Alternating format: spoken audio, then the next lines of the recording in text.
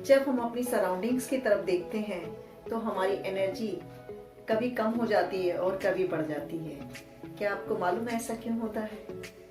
कहीं ना कहीं से तो हम रिचार्ज होते हैं, कहीं ना कहीं से तो हमें फुर्ती आती है। क्या बात है? कहीं ऐसा तो नहीं जिन लोगों के बीच में आप रहते हो उन्हीं से आपकी एनर्जी कम या ज़्यादा हो जाती है? Hi, this is Anshu. Welcome to my YouTube channel once again. आप सभी का अभिनंदन करती हूँ। कैसे हैं आप सब? I hope everybody will be fine. अब आप ऐसा क्या करें जिससे आप हमेशा चार्ज रहें या टाइम टू टाइम चार्ज होते रहें। अब यहाँ चार्ज से क्या मीनिंग है? आप हमेशा पॉजिटिव कैसे रह सकते हैं, कैसे बिना टेंशन के खुश रहें, ऐसे लोगों से दूर रहें जो आपके दिमाग पर कब्जा किए रहते हैं और हमेशा आपके दिमाग में घूमते रहते हैं। Do you know, everybody is charge, everybody has energy.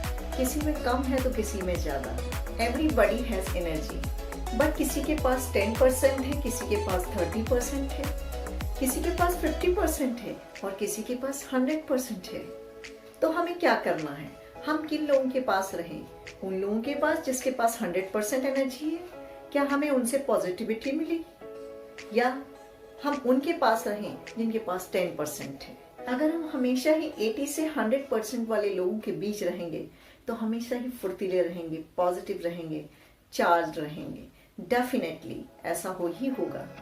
हम सभी कहीं ना कहीं एक्सटर्नल सोर्सेस पर डिपेंडेंट रहते हैं, हम एक दूसरे पर डिपेंडेंट रहते हैं और यही एक्सटर्नल सोर्सेस हमारी एनर्जी को कभी कम करते हैं और कभी ज़्यादा। Very simple.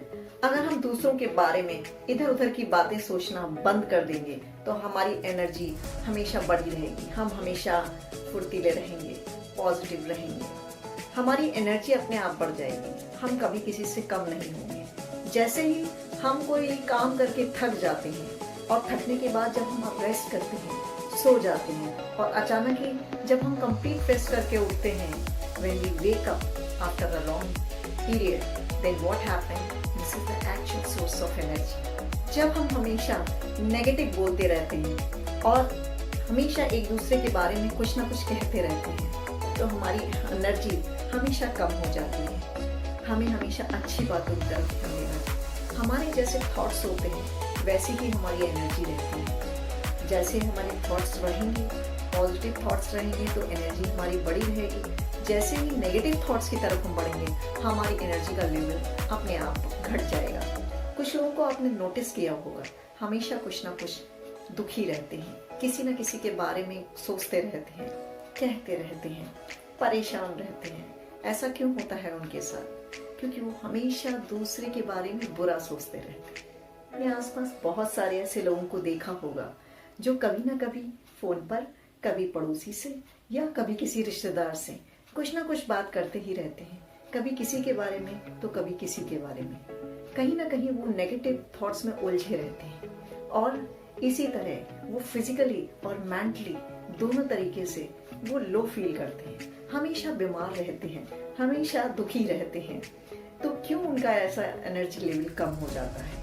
हमेशा शिकायत करते रहेंगे वो कि वो बहुत परेशान है। तो ऐसे लोग खुद खुश रहते हैं और ना ही दूसरे उनसे खुश रहते हैं। हमेशा वो किसी न किसी बात का रोना रोते रहते हैं। लाइफ है तो परेशानियां होंगी, इनसे घबराना क्या।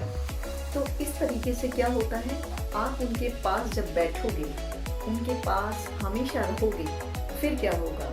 जो भी एनर्जी उनसे मिलेगी वो नेगेटिव होगी और आप खुद की जो आपकी पॉजिटिव एनर्जी होगी, देखना एक दिन वो भी कहीं ना कहीं कम होने लगेगी। घट ही नहीं, ये लोग अपने स्ट्रेस को भी बढ़ाते रहते हैं। हमेशा उनका माइंड कहीं ना कहीं उलझन में फंसा रहता है। They always keep on complaining about others.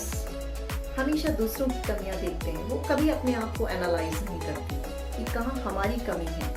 अगर वो अपनी कमी देखें तो शायद उन्हें इस तरीके की प्रॉब्लम्स ही नहीं आए और वो हमेशा एक की बात दूसरे से, दूसरे की बात तीसरे से ट्रांसफर करते रहते हैं। This is the routine of their life. So just make yourself free from useless thoughts, तब आप एनर्जी गिवर बन जाएंगे। और एनर्जी गिवर क्या करता है?